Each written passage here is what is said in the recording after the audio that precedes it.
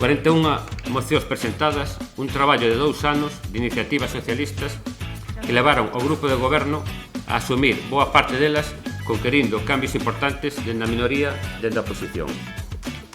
Donde amosamos o noso proxecto da provincia, logrando grandes consensos arredor das nosas propostas e contribuindo a transformar a provincia dende a responsabilidade da oposición.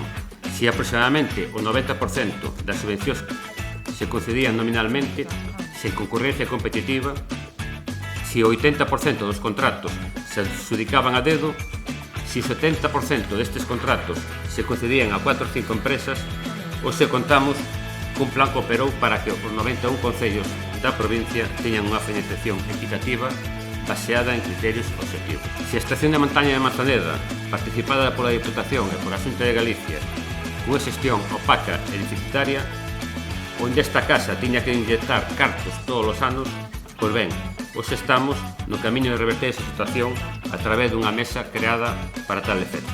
Se somos a única provincia onde, despois de 30 anos, estamos sin un transporte metropolitano que facilite a mobilidade na comarca de Ourense, pois estamos máis cerca de acadar un acordo amplio para a implantación no mesmo.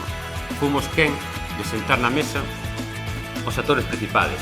Despois de 2 anos de iniciativas socialistas, hoxe os concellos con conservatorios ven que poden seguir dar un servizo de calidade nas súas comarcas, minimizando o custo tan lesivo que tiña, ao contar cunha achega da Diputación para cofinanciar os mesmos. O inicio do mandato puxemos o énfasis no deterioro sistemático das estradas provinciais e a súa falta de mantemento. Nestes últimos orzamentos xa se destina unha partida económica moi importante para a reforma e mantemento da rede provincial de estradas.